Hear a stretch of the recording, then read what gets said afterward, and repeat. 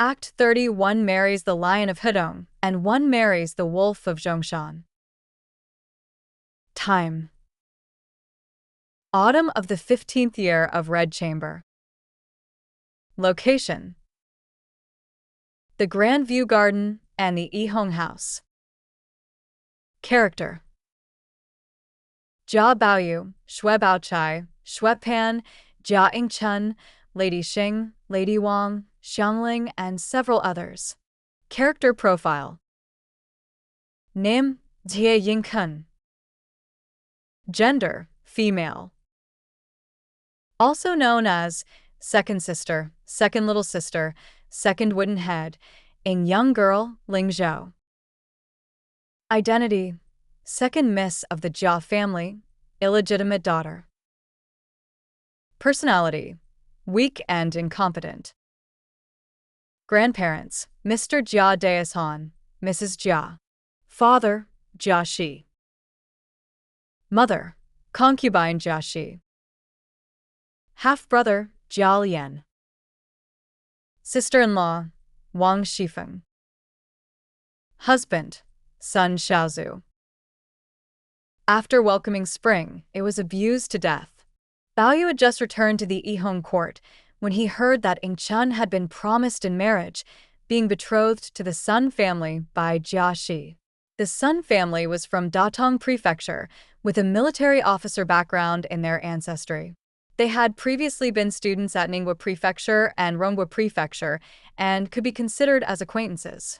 Now the Sun family only has one person in the capital named Sun Xiaozhu, who holds a commanding position. This Sun Xiaozhu is tall and strong, with a sturdy appearance. He is very skilled in horseback riding and archery, and is also good at socializing in official circles. He is not yet 30 years old, unmarried, and comes from a wealthy family. Sun Xiaozhu is the husband chosen by Jia Shi to marry into the Shui family. Jia Baoyu and Jia Zheng were both dissatisfied with this marriage arrangement. However, Jia Baoyu's grandmother felt that since this was arranged by Yingchuan's biological father, it was not appropriate for her to interfere too much. Jia Zheng was very disdainful of the Sun family. The reason the Sun family had joined the Jia family in the past was simply to seek the power and wealth of the Ning and Rong mansions. Furthermore, the Sun family did not come from a noble background or have a literary or scholarly reputation. Therefore, after hearing about Jia Shi's plan, Jia Zheng advised him several times, but when Jia Shi refused to listen, he let the matter go. As the wedding day approached, Lady Xing took Yingchen out of the Grand View Garden. This made Baoyu feel sad again, feeling melancholic and sighing all day long. That day, Xiangling came over and saw Baoyu daydreaming again, so she walked up and asked a few questions. When Xiangling said she was there to handle official business with Feng Jie, Baoyu curiously asked what it was. It turns out that Shui Pan is engaged. Baoyu was surprised and asked, "Which family is it? We have been hearing about this for half a year. Today they say it's the Zhang family, tomorrow they say it's the Li family, and the day after they start talking about the Wang family. I wonder what these families' daughters have done to be talked about like this." Xiangling smiled and then told Baoyu that the girl's surname was Xia, and their family was very wealthy. Just based on the fact that they have planted several dozen hectares of osmanthus trees, and their family runs all the osmanthus flower shops in the capital and surrounding areas, they are known as the Osmanthus Xia family. The Xia family now doesn't have any male descendants, only a mother and daughter living together. When Shui Pan went to propose marriage, they agreed, but the wedding date was too rushed, so everything was very chaotic. After hearing these words, Baoyu suddenly chuckled coldly and said, "Although you say so, after hearing these words, I don't know why, but I suddenly became worried for you." Xiangling was angry in her heart, feeling that Baoyu had offended her, so she scolded him and then left. Baoyu felt even more depressed, thinking about the various things that had happened recently, and suddenly felt that there was a sense of emptiness in the Grand View Garden. With the accumulation of inner frustration and the onset of an external cold, Baoyu quickly fell ill, causing Granny Jia to send people to visit him daily, call for a doctor, and have him take Chinese medicine. It took more than a month for Baoyu to gradually recover. Not long afterward, Xuepan got married, and Ingchun also got married. Xuepan's wife's name is Xia Jingui, who is only 17 years old and quite beautiful. She also knows a few words and is a capable person, with a mind no less sharp than Sister Feng. However, her father passed away early, and she has no siblings, so she grew up under the care of her widowed mother and was spoiled. Before getting married, she often scolded the maids at home. Her nickname is Jingui, so when she is at home, she does not allow anyone to mention these two characters. Anyone who accidentally says it will definitely be severely punished. However, she also knows that the two characters Gui Hua cannot be completely avoided, so she has people change Gui Hua to Chang'e Hua. After marrying Xuepan, Jingui's power and prestige did not diminish. She first showed her dominance by intimidating Xiangling, forcibly changing her name to Qiuling, and then sending her maid Baochan to flirt with Xuepan, constantly opposing Xiangling. Xuepan had always been fickle, initially obedient to Jingui, but quickly losing patience after the novelty wore off. However, Jingui was not easy to handle, crying and causing a scene, forcing Xuepan to apologize to her. From then on, she became more and more demanding, causing chaos in the Xue household with her constant troublemaking. Baochai saw that Xiangling had been tortured beyond recognition, so she took her in and lived with Aunt Xue, allowing Jingui and servants to go and cause trouble with Xuepan. In the end, Xuepan couldn't take it anymore and decided to leave with someone to do business.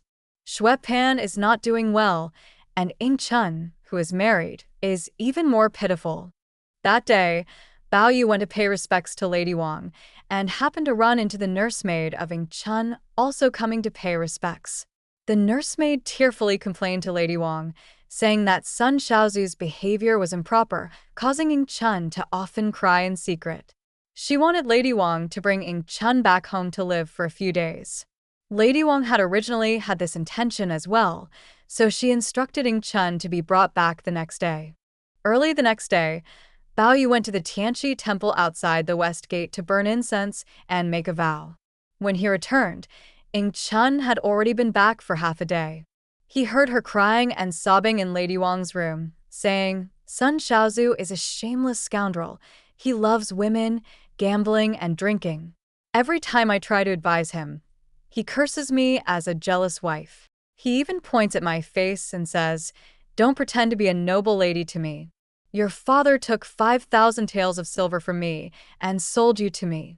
In the past, when your grandfather was alive, he only cared about our wealth, flattering and trying to win us over. By rights, I should be of the same generation as your father, but now he has married you off to my family. This marriage shouldn't have happened." Ingchun choked up as she spoke, and Lady Wang and several sisters cried with her. Lady Wang felt sorry for Ingchun, but she couldn't do anything about it. She could only say a few comforting words and ordered someone to clean up the house in Purple Lilac Island and letting Chun stay there for a few days. She then instructed Baoyu not to let Grandma Jia know about these things to avoid causing her worry. Afterwards, Ingchun stayed at the Grand View Garden for 3 days and then stayed at Mrs. Xing's place for 2 days. On the 6th day, the Sun family's people came to pick her up. Ingchun didn't want to go back, but she was afraid of Sun Xiaogu's father, so she reluctantly bid farewell to everyone and went back to the Sun family. After the spring festival, Baoyu came to pay his respects to Lady Wang and saw tears on her face. He felt uncomfortable and remained stunned. Lady Wang asked, "What's wrong?" Baoyu said, "Knowing that second sister is living like this, I feel very uncomfortable. I can't sleep at night. How can girls like us endure such grievances? Moreover, second sister has always been weak and timid. She doesn't even know how to argue with others, and she happened to meet such a heartless person." Madame Wang sighed and said, "There's nothing we can do about it. Once a daughter is married off, it's like water being splashed out. What more can I do?"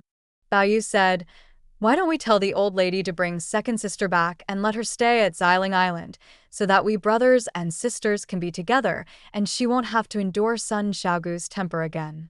When he comes to pick her up, we'll stop him and not let second sister go back, saying it's the old lady's idea. How about that? Madame Wang listened and was both angry and amused, saying, "Stop talking nonsense. Girls will eventually leave home, get married, and their fate will depend on themselves. Whether it's good or bad, it's all fate. There's no other way. Just like people say, marry a chicken, follow the chicken. Marry a dog, follow the dog. Not everyone is as fortunate as your elder sister to become a noble concubine. Furthermore, your second sister is a new bride, and young master's son has a strong temper. They each have their own temperaments, but with time, things may improve.